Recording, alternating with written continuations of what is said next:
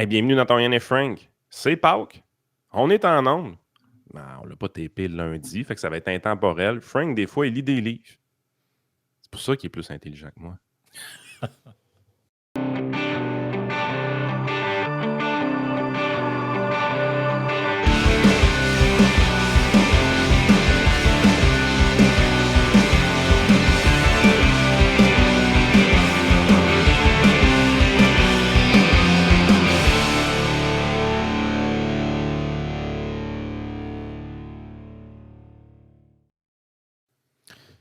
Ouais, c'est une suggestion d'un auditeur, en fait, qui nous envoie. Vous me pardonnerez, chers auditeurs, j'oublie qui m'a envoyé cette suggestion. On reçoit pas mal des emails puis Quand même. des messages dans une journée, puis des gens disent tu devrais écouter tel documentaire, clique là-dessus, ça dure 9h30.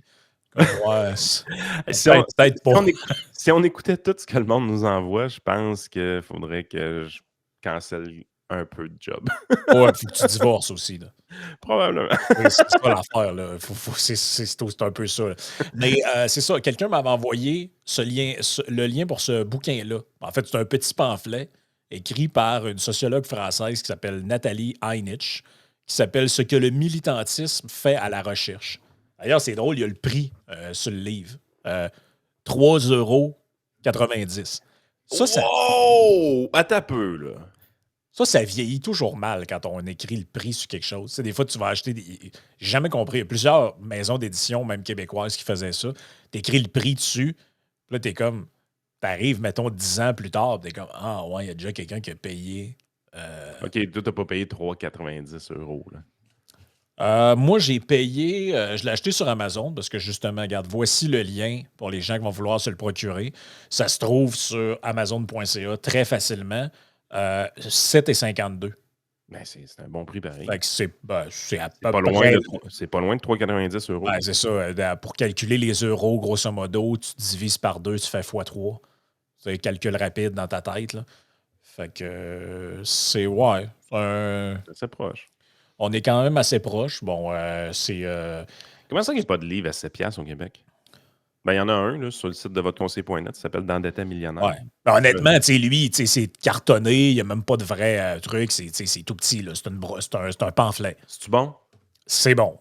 C'est ça l'affaire, c'est que la raison pour laquelle je vais en parler aujourd'hui, c'est que c'est excellent. Donc, comme le titre l'indique, ça parle du militantisme. En fait, tu sais, puis je lisais cette semaine encore, il y avait un éditorial de Jordan Peterson dans le National Post qui s'appelait Nos universités pourries. Et on a suivi aussi un peu, ben là, ça va être un peu décalé pour les gens qui nous écoutent, là, parce que nous, on est vendredi, vous nous écoutez probablement lundi, même plus tard pour plusieurs personnes qui ont du décalage. Mais tu sais, on a vu l'histoire avec Sylvain Charlebois, tu sais, qui disait, ouais, matin un peu, là, les 165 académiques, c'est du monde recruté. Ben, tu sais, c'est du monde qui sont d'un genre de programme par Environnement Canada. On les incite à supporter le gouvernement. Tu sais, attends un peu, là. Faut comment en prendre puis en laisser là-dedans. L'indépendance puis la liberté académique, il y a comme des genres de bémols à mettre là-dessus. Là. Et c'est de ça dont tu parles dans le livre. Je la présente brièvement, Nathalie Heinich. Je ne sais pas le genre de profil. Honnêtement, je vais te lire un peu son profil. Tu vas me dire Ah ouais, t'es sûr qu'elle a écrit un livre dont on a envie de parler? Le tweet que tu penses, c'est celui-là ici. Oui, exact. Ça, c'est. Moi, j'ai un malaise perso avec ça. Il dit en gros, on a vu. Traduis-le donc en français, c'est plus facile pour la compréhension des auditeurs, juste en dessous de. Oui, exact. Au cours des dernières semaines, on a appris que de nombreux ONG financés par le gouvernement fédéral au Canada et spécialisés dans l'alimentation avaient reçu une lettre d'Environnement Canada dirigée par le ministre Guilbeault demandant au groupe d'appuyer publiquement la taxe sur le carbone et la réduction. Donc, contraire à l'éthique. Ouais. C'est ça. Moi, perso, j'ai un malaise avec cette manière de faire-là. Là. C'est très malaisant. Et c'est un peu de ce genre de choses-là qu'elle parle dans son livre. Donc, Nathalie Heinich, elle est née le 3 août 1955 à Marseille. C'est une sociologue française et son champ de compétences à la base, c'est l'art et l'art contemporain. Là, tu te dis, si bol, mais comment... Pas un économiste. Hein? C'est ça. Elle, à la base, c'est une tu t'imagines le profil, madame très à gauche, qui est dans la sociologie de l'art et autres. Tu t'attends pas à lire quelque chose comme ça. Je connais pas son histoire particulièrement de pourquoi elle en est venue à traiter de ces sujets-là. Mais ce que je sais, c'est que, bon, elle était extrêmement productive. Ça, en général, quelqu'un qui est de gauche, c'est très productif, le reste pas longtemps, là. Donc, elle, Pexi. Euh, donc, hey, je regarde la liste de ses publications, mon gars, là, c'est malade. Là. L'ambivalence de l'émancipation de la femme, art et création, pourquoi Bourdieu, le bêtisier du sociologue, la fabrique du patrimoine, a dû écrire, là, je regarde ça à brûle pour point, au-dessus d'une trentaine de livres. Le bêtisier du sociologue, elle doit être très appréciée de ses collègues. Oui. Et là, depuis quelques années, elle parle beaucoup plus de politique. Donc, elle a publié un livre l'année passée que j'ai pas lu encore, mais qu'après avoir lu celui-là, je pense que ça va être pas pire, qui s'appelle Le wokisme est-il un totalitarisme? Publié Oh, l'année passée chez Albin Michel. Elle a écrit un livre aussi qui s'appelle Une histoire de France. Fait que c'est une madame finalement qui écrit sur beaucoup de choses, qui n'a pas un profil très typique là, pour. Ça, c'est le genre de livre que tu t'attends de lire ça un genre d'académique américain un peu blasé, ou justement, tu t'attends à ce que ce soit un genre de Jordan Peterson qui écrive ça. Fait que, grosso modo, son petit pamphlet, là, je saute des bouts parce que au début, bon, il y a une genre de mise en bouche un peu sur pourquoi elle écrit le livre, puis tout ça. Mais c'est pas très long. Direct en page 8, elle saute dans le gras.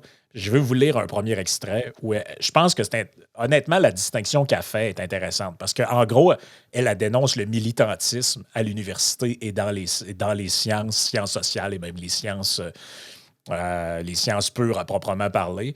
Puis là, il y a des gens qui disent ouais, mais les professeurs, c'est des êtres humains libres aussi, ont le droit d'être des militants. Et son propos, je trouve qu'il est intéressant. Elle, elle dit pas qu'ils n'ont pas le droit d'être des militants. Elle dit il y a certains lieux ou contextes où ils n'ont pas le droit de l'être, où ils ne devraient pas l'être plutôt. Et voici ce qu'elle dit. Elle dit ce n'est pas le militantisme en tant que tel qui est critiquable, mais seulement sa pratique dans les lieux où il n'a pas sa place. Et par salle de lieu, cours, genre. et par lieu, je n'entends pas ici un établissement ou un lieu physique. Le militantisme syndical, par exemple, voire politique, est parfaitement admissible dans des espaces et des espaces d'accueil ou les couloirs de l'université. Mais une fois franchi le seuil des amphithéâtres, une fois soumis à une revue scientifique, à expertise par les pairs, un enseignement ou un article devrait s'affranchir de toute visée politique ou morale au profit de la seule recherche de la vérité. Autrement dit, là, le professeur, il a le droit d'aller dans un couloir et de poser des pamphlets pour organiser une grande manifestation sur le droit des Absolument. femmes. Par contre, quand tu as des étudiants en avant de toi, peut-être pas à place. C'est peut-être pas à place de faire ton militantisme. Oui, et elle, c'est pour ça que le livre s'appelle Ce qu'il fait à la recherche, parce qu'elle, le point qu'elle fait vraiment, c'est à la limite même que le prof soit militant dans sa classe, et puis qu'il dise du mal de Macron ou de Le Pen ou whatever, who cares? Mais quand tu publies de la recherche, puis tu fais des articles qui sont supposés être des articles scientifiques, Révisé par les pairs. là, c'est rempli de jugement moral, Non, ça n'a pas sa place. le militantisme politique. Là, ça n'a pas sa place parce que ce que tu fais, c'est que tu dénatures l'objectif de la recherche universitaire qui est universitaire, ça le dit, d'essayer de produire des connaissances qui peuvent servir. Et là, écoute bien ce qu'elle dit. C'est quand même. Moi, Mais tu sais, à la base, là, un département d'études féministes, alors que le féminisme est clairement un mouvement politique, social de militantisme. Je veux dire, même le titre du cours comme tel, ou ouais, c'est déjà orienté le titre de la idéologiquement. profession ne fait pas de sens. Absolument. Et là, il rajoute faut-il rappeler que les enseignants-chercheurs sont rémunérés par leurs concitoyens pour produire et transmettre du savoir? Rien d'autre. Utiliser ce privilège pour d'autres activités, notamment militantes, qu'est-ce d'autre qu'un détournement de fonds publics? On sait qu'il y en a qui font ça. Hein? Ça, c'est la première fois que je le voyais écrit de cette Ça manière-là. en est du détournement de fonds publics. Parce qu'elle a dit, en gros, on paye des enseignants pour quoi? Produire de la recherche, enseigner, former une nouvelle génération. On ne les paye pas pour faire du recrutement politique, là. On ne les paye pas pour enrôler des gens dans une genre de secte, là. C'est pas ça le but. Le but, tu sais, t'engages un enseignant à McGill. Tu te dis, toi, tu vas enseigner la comptabilité, former des futurs comptables. Je dis n'importe quoi, vous comprenez l'idée. Pourquoi on te paye? Former des comptables. Former des comptables. Est-ce qu'on te paye pour recruter des gens pour aller être sur les staffers économiques du NPD? Non. La réponse, c'est non. Si tu fais ça pendant ton temps de travail duquel tu es payé pour faire un autre emploi, c'est une forme de détournement de fonds publics, là. Imagine, il y a des gens qui animent des comptes anonymes pour attaquer des podcasteurs et des animateurs de radio du Québec. Et ils font ça sur leur temps de travail, payés par des fonds publics, autant dans le fonctionnariat que dans l'enseignement universitaire. C'est spécial, hein? Exact. Et là, elle dit, souvent on dit, ben, il faut que les professeurs ou les enseignants soient neutres. Ben, elle dit, ce qu'on se fait répondre en général, c'est, ouais, mais ça n'existe pas quelqu'un qui est neutre. Tout le monde a ses biais. Et là, elle amène une autre distinction que je trouve intéressante. Elle dit, quand je parle de neutralité, ça ne consiste pas à nullement, comme le croient ou ceux qui feignent de le croire, à ne jamais exprimer son opinion personnelle. Ce n'est pas ça, la neutralité. Elle consiste à ne le faire que dans l'espace public ou dans l'espace privé, mais pas dans le cadre de l'enseignement et de la recherche. Donc, en gros, On te demande pas d'être beige. On veut pas que tu sois beige. On veut que tu exact. te restreignes. On veut que tu sois conscient de tes biais, que tu sois conscient de tes idées et que tu fasses attention.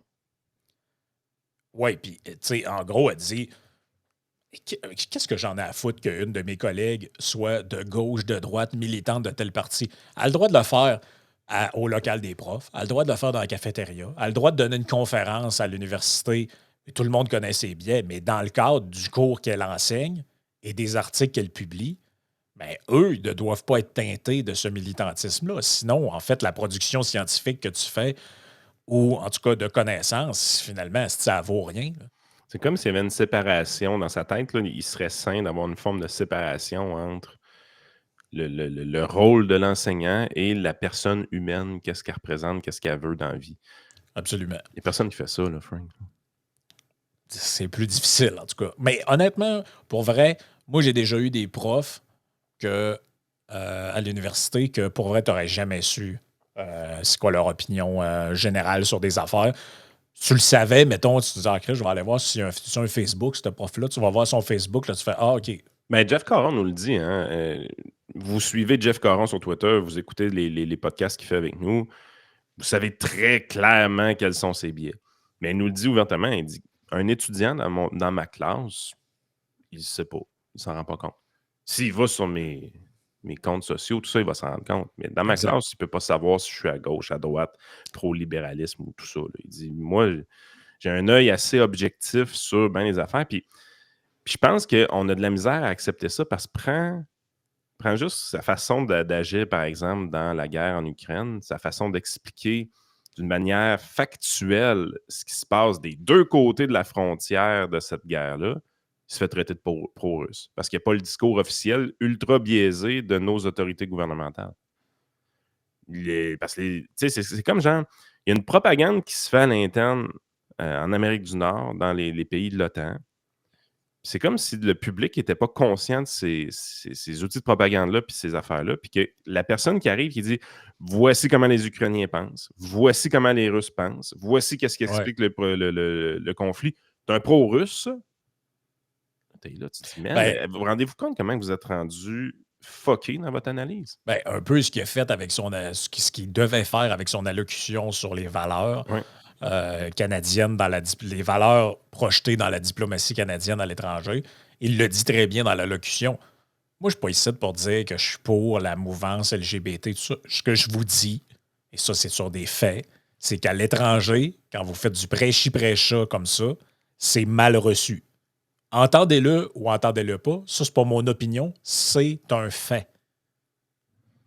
C'est pas bien compliqué à comprendre. Là. Cancellé. Il y a un bout que j'aime, elle rajoute là-dedans, elle dit, tu sais, je le sais que ce que je dis là, c'est difficile. Elle dit, le problème est sans doute moins celui de la compréhension. Autrement dit, les gens qui savent, quand je parle avec des gens, ils comprennent très bien ce que je veux dire par là.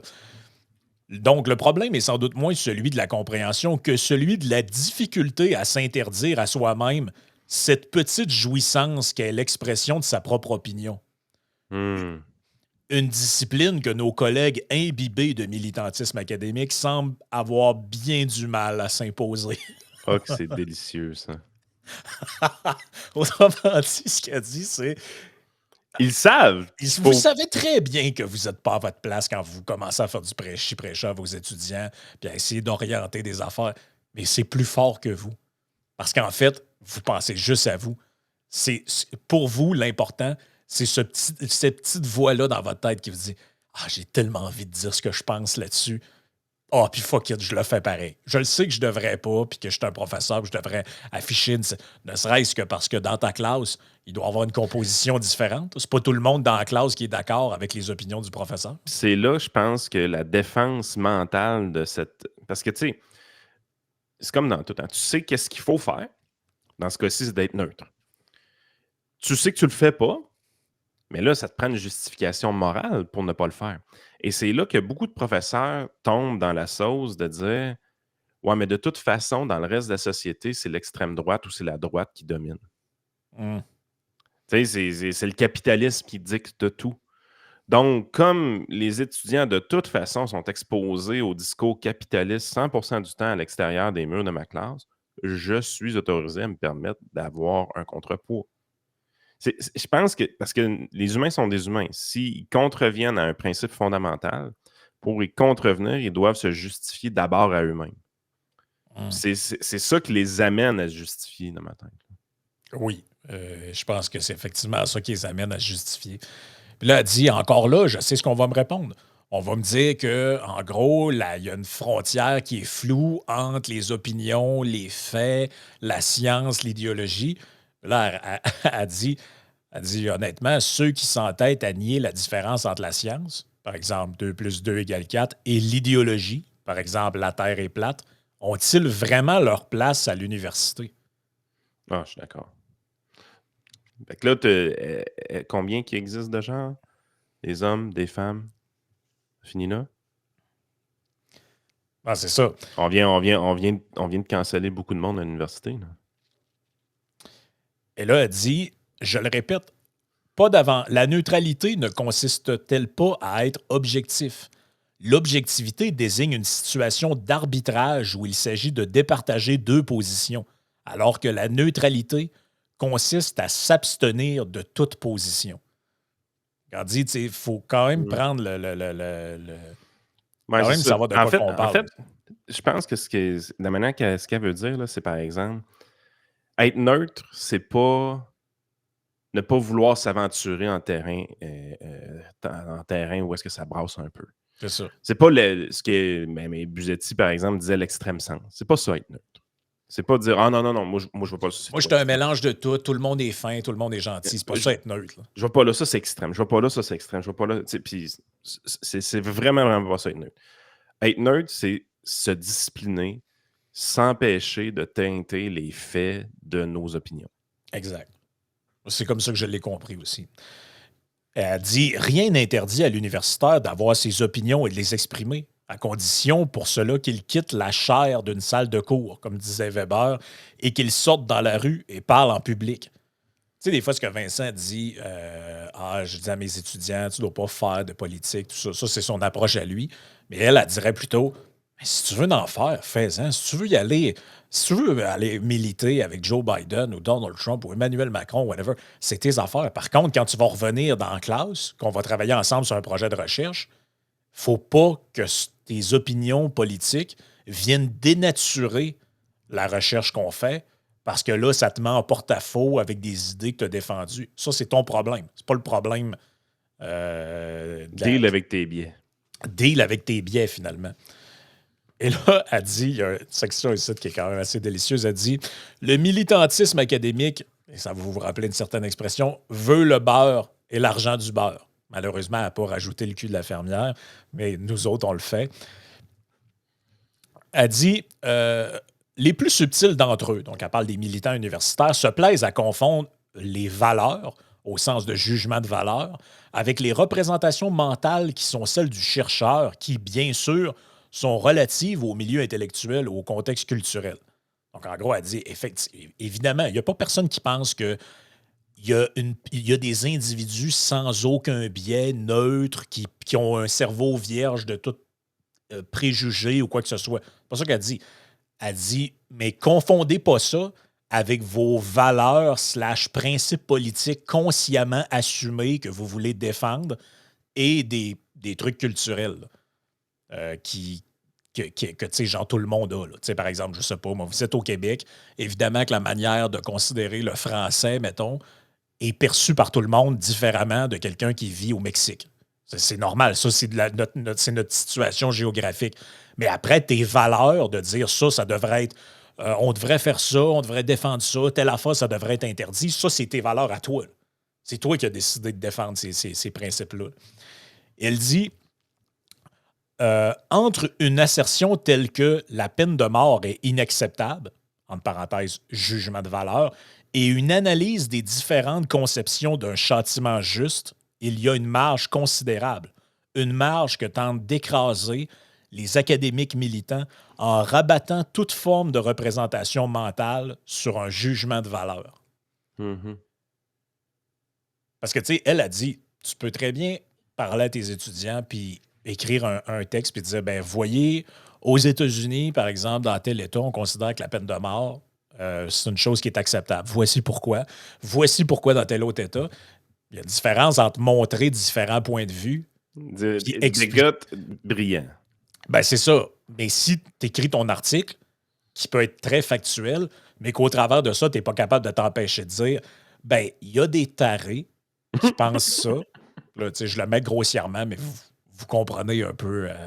Parce que c'est un peu plus subtil que ça, là, dans les recherches. Et elle synthétise un peu ce qu'elle dit avec une formule que je trouve particulièrement brillante. Elle dit l'impossibilité d'avoir une pureté absolue. Donc, dans le fond, l'impossibilité d'être neutre absolument ne doit pas devenir une justification à l'impureté revendiquée. Autrement dit, là, tu le sais que si tu veux avoir une shape de plage, faut pas que tu ailles manger du fast-food. Mais c'est dur une vie complète sans manger un petit McDo.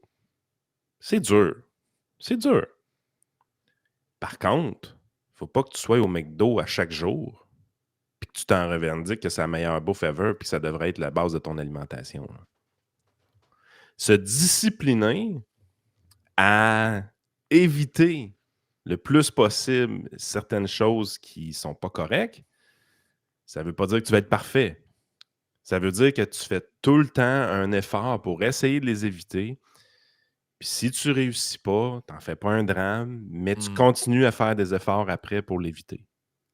Et là, on va arriver à parce qu'il y a des exemples dans le livre qui sont quand même assez délicieux. Elle continue avec un point assez important. Elle dit l'engagement et l'opinion personnelle érigée en vérité objective en même temps que l'argent du beurre de la science qui justifie leur salaire.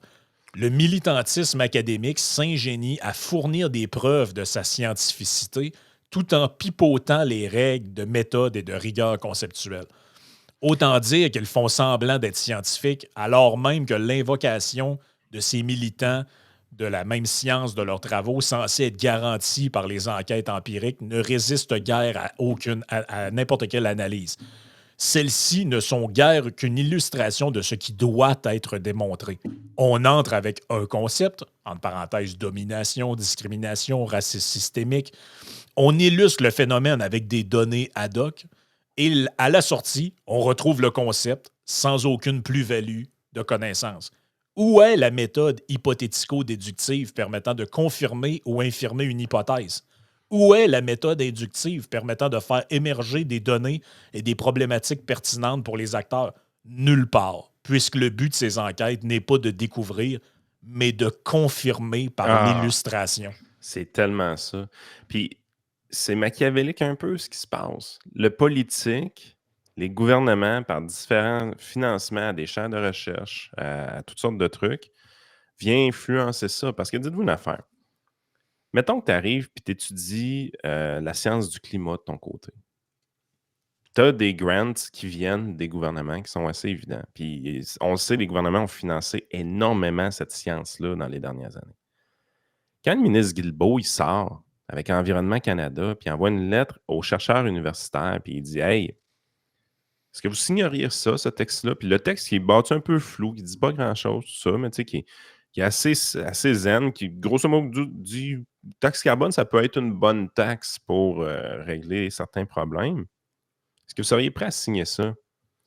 Il y a des gens qui, sans réfléchir, vont le signer parce qu'ils vont lire le texte et disent « Le texte, c'est correct, je signe. » Ils ne réalisent pas que le politique va arriver de l'autre côté avec sa meute de journalistes qui lui lèchent les bottes, qui vont utiliser ça pour attaquer un adversaire politique. Et les académiques qui signent ça ne s'imaginent pas ça. Mais il y en a d'autres qui vont être un peu entre les deux. Ils vont dire « Je vois qu'est-ce que vous êtes en train de faire. J'ai pas vraiment le goût de signer ça parce que je sais comment vous allez l'utiliser. Mais si je signe pas ça, est-ce que ça se peut que je perde mes grants un jour? » Ouais, ben c'est ça, là. Ça aussi, là, c'est que ça se Ça peut-tu que, s'opère, ça, là. ça se peut-tu que la subvention à ma chaire de recherche, ben, ça revient à ce qu'on disait dans un autre podcast, Yann. Pourquoi, tu disais un peu de manière rhétorique, pourquoi le gouvernement veut subventionner les médias? Ben, parce qu'il y a un ascendant dessus. Parce que si je te coupe les fonds, je te coupe les vivres, je peux faire perdre la job à X, Y, Z. Les chaires de... Tu sais, ceux qui sont contre le fait que des grosses compagnies donnent à des universités en disant « Ah, ça devrait être indépendant du marché, tout ça. » Moi, j'ai pas de problème à ce que vous défendiez cette idée-là, Ben, le gouvernement rentre là-dedans. Là. mais ça doit être indépendant du gouvernement aussi, là. Parce Fait que qu'autrement dit, si, il n'y a personne qui donne d'argent rendu là. ben, ou en tout cas, il faut que l'argent soit donné, mettons, de manière aléatoire par un tirage ou ce genre de truc-là. Parce que sinon, c'est quoi que tu fais? Ouais, là, le professeur un tel, là, lui, il a déjà dit telle affaire, il défend pas telle autre affaire, puis il a débattu le dernier budget qu'on a fait ou telle autre affaire. Ouais, lui, y a-tu quelqu'un, y a-tu un goon quelque part qui pourrait appeler à l'université, dire que s'il se ferme pas la gueule, ça se peut que le renouvellement de la subvention avec lequel il engage 3 co-chercheurs pour écrire avec lui ses articles, ses prochains livres, ça se peut qu'il n'y en ait plus. Vous pensez que le goon Kakis, des vidéos au petit cochon, il n'existe pas, vous? Ouais, puis ça existe au fédéral, ça existe ailleurs, là. Quelle anecdote. Autre section du livre qui s'appelle Le militantisme académique pervertit l'expertise par les pairs. Et là, il dit l'expertise, parlons-en. Toujours en mars 2021, la section 39, intitulée Espace, territoire et société du CNRS, a adopté une motion de soutien à la géographe Rachel Borgi, victime d'attaques indignes, soulignant notamment la créativité, la rigueur et l'éthique scientifique de leurs collègues, qui ne font aucun doute pour celles et ceux qui, depuis le début de sa carrière, ont réalisé des évaluations véritablement scientifiques de ses travaux. Aucun doute? Point d'interrogation. J'aimerais savoir qui a expertisé l'article intitulé De l'espace genré à l'espace queerisé. Ouvert par l'assertion selon laquelle l'espace public est conçu, géré et modelé sur la base d'une conception dualiste rigide, homme-femme, licite, illicite, homosexuel, hétérosexuel, et il se clôt par la phrase suivante: la géographie de la sexualité, définie et légitimée comme une branche de la géographie, peut contribuer de manière importante au dévoilement des normes des structures de pouvoir qui oppriment et excluent de l'espace public les dissidents. .e.s sexuel.le.e.s. Wow. Elle écrit, moi j'adore, j'aime le style de la madame, elle rajoute, c'est à se demander ce qu'aurait été cet article s'il n'avait pas été l'objet d'une évaluation scientifique. Ah, c'est délicieux. Qu'est-ce que c'est délicieux. Incroyable. Et je continue. Elle nous dit les militants académiques, ce sont globalement des médiocres. Oui, Snoop Dogg va arriver. Elle dit ils ne mettent pas la barre intellectuelle très haute. Le plus stupéfiant est l'aveuglement de tant d'académies militants face à la médiocrité de leur production. Vous avez compris qu'il y a une genre de gradation dans le livre. Plus on approche de la fin, moins elle est gentille. Ainsi, en dépit des grands airs conceptuels qu'aiment se donner les adeptes des studies, à coups de pseudo-concepts tape à l'œil, intersectionnalité, blanchité, racialisation, le résultat est souvent peu concluant, voire consternant. Que la Sorbonne, l'université française, vienne de recruter une activiste et militante queer, spécialiste de l'espace genré, oui, vous avez bien lu à la Sorbonne, ne devrait pas nous rassurer quant à l'avenir de cette université. Que vient faire une lutte politique à l'université alors qu'il y a des partis et des associations politiques pour ça? Et qu'un séminaire à l'Université de Montpellier se donne pour objectif de démasculiniser les sciences humaines et sociales. Incite à craindre, après les questionnements légitimes sur le point de vue androcentré des chercheurs, on glisse rapidement, cela se passe déjà dans certains départements de littérature, à l'éradication des auteurs hommes du corpus bibliographique. Elle doit pas. Elle doit longer les murs depuis un bout, là, parce que pour vrai, elle doit se faire détester. Ben, en fait, non. Détester pour dire la vérité. Savez-vous quoi? Les réactions doivent être mixtes et c'est les mêmes réactions qu'on a nous. C'est-à-dire des gens la détestent et d'autres gens lui écrivent Ah, merci de dire ce que vous dites. Elle doit être ignorée du milieu universitaire, en fait. Ah, depuis qu'elle a écrit ces trucs-là, c'est sûr. Ça, c'est sûr et certain. Je continue, il y a quand même quelques autres petits bouts que j'avais soulignés. Elle dit, ah ouais, ça c'est très drôle. Elle dit, ce qui est le plus drôle avec ces gens-là, les militants académiques, c'est qu'ils sont tous persuadés d'être extrêmement originaux. Pourtant, ils répètent toutes les mêmes niaiseries. Et là, et c'est pas moi qui le dis, c'est elle. Elle dit, la barre ne s'élève guère quand les adeptes des studies, persuadés de l'originalité de leurs recherches et des rapports, et des rapports qu'ils entretiennent aux disciplines traditionnelles, ne voient pas qu'elles se trahissent de suivisme et de monotone répétition des mêmes problématiques répandues comme la dernière mode sur tout le territoire universitaire. Quel sens cela a-t-il de voir fleurir partout les mêmes études de genre, alors que l'activité de recherche est censée découvrir ce qu'on ignorait, plutôt que de rabâcher ce qui est devenu un lieu commun et se donner comme objectif le cumul des connaissances et non pas la transformation du monde. Rien de plus répétitif, donc, de plus monotone et standardisé que ces sujets de thèse, de colloques, de numéros de revues, de séminaires consacrés au genre, à la dénomination, aux discriminations, à la racialisation, tels les parents persuadés d'être originaux en donnant à leurs enfants des prénoms qui se démarquent de la génération précédente, mais ce faisant, ne font que suivre la mode du moment. Les chercheurs militants croient innover par rapport à leurs aînés, mais ne font que rabâcher ce qui traîne déjà un peu partout dans les productions académiques, quitte à inventer des déclinaisons de déclinaisons de déclinaisons. Et là, elle donne un exemple d'un article qui s'appelait Quelle intersectionnalité pour les fat studies et la lutte contre la grossophobie. Pour vrai, ça vaut la peine d'exposer ces trucs-là parce que les gens, j'oserais dire les gens normaux, là, des fois, ils nous croient pas quand on parle de ces trucs-là. Non. Tu sais, c'est un peu comme l'histoire d'Eddie Van Roberge qui veut traduire les poêles et les laveuses. Tu parles de ça autour de toi, puis les gens sont comme pour vrai, t'as inventé ça, là. C'est pas Le vrai. monde, sont-tu vraiment choqués que les voltigeurs de Drummondville, sur leur gilet, c'était écrit en anglais? Ouais, Gilet de playoff, là. Tu sais, c'est le gilet que t'as à la fin de la game quand t'as gagné. Là. T'es fait vite, là. Puis c'est juste pour dire que t'as un petit souvenir, tu vas avoir. Ils l'ont écrit en anglais. Des petites crottées, ça. Ouais, c'est ça. On va envoyer le QLF. On va envoyer le QLF dans le junior majeur. Dire là. Alors que la Ligue, by the way, elle a répliqué. Hein, elle a dit écoutez, nous autres, on a deux objectifs. Premièrement, il y a des joueurs étrangers qui viennent jouer au Québec. Beaucoup. Fait que, puis tu sais, il y a beaucoup d'équipes de la Ligue aussi qui sont en dehors du Québec, juste comme ça. Fait que premièrement, c'est plus facile en anglais. Parce que le russe peut comprendre l'anglais. Puis vous comprenez un peu l'idée. Puis deuxièmement, ben, il dit les jeunes ont une demande pour nous par rapport à l'anglais.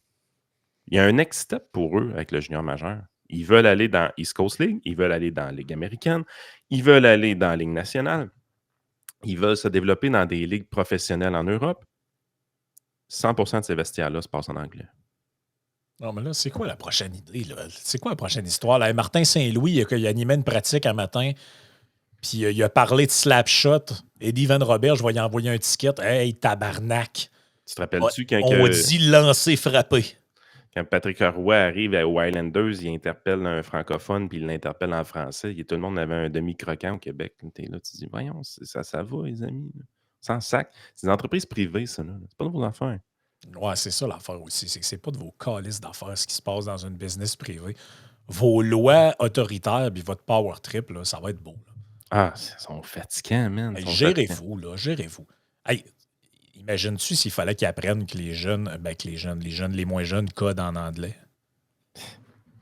Parce que dans le coding, c'est en anglais. Ouais, If then else. Ouais, c'est pas si. Et puis, je ne sais même pas c'est quoi les deux autres, ça voudrait dire. Pour vrai, en termes de code, ce serait quoi une bonne traduction? Non, c'est if then else, Calvas.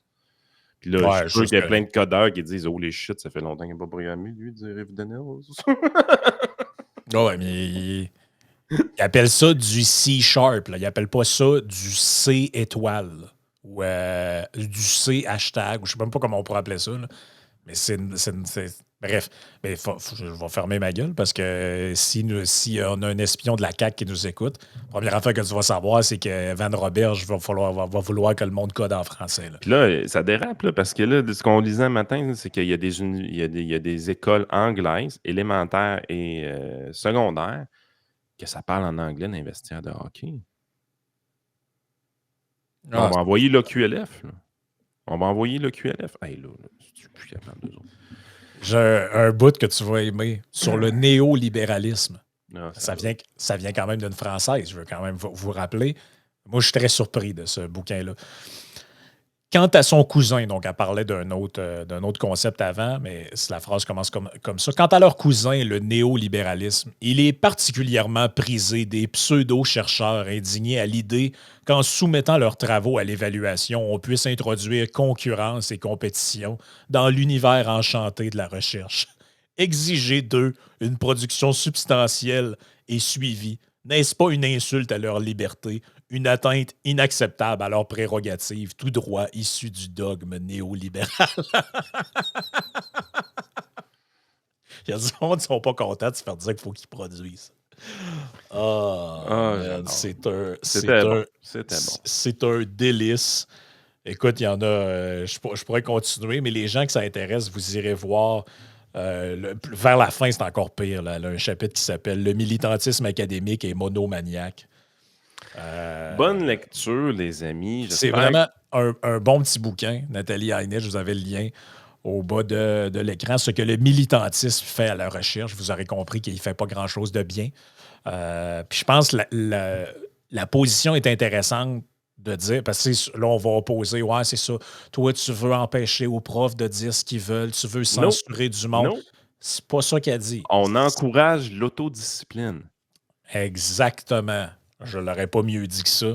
On encourage l'autodiscipline. Mais avez-vous le réflexe, la Statrix, comment que le réflexe des gens qu'on dit, on devrait pas, lisez la phrase comme il faut, là. On ne devrait pas faire preuve de militantisme dans une salle de classe. Les gens ont le réflexe de dire, c'est ça, tu veux réglementer?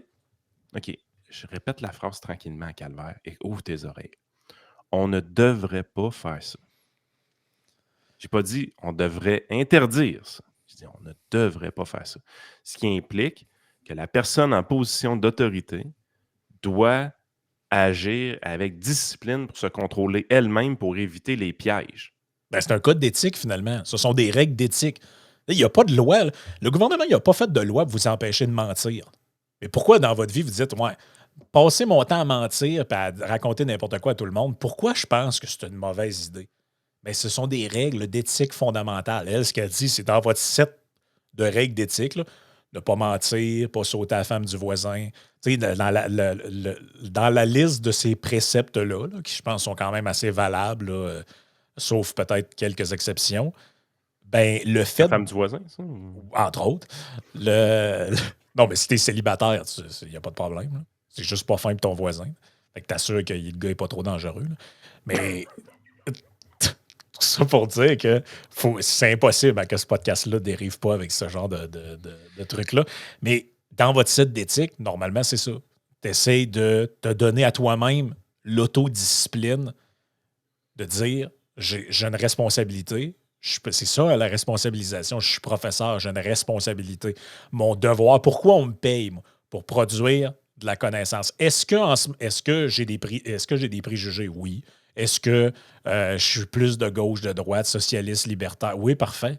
Mais quand je suis dans une salle de classe, puis quand j'évalue les articles d'un père, est-ce que je vais tendance à laisser passer des articles sloppy, Exactement.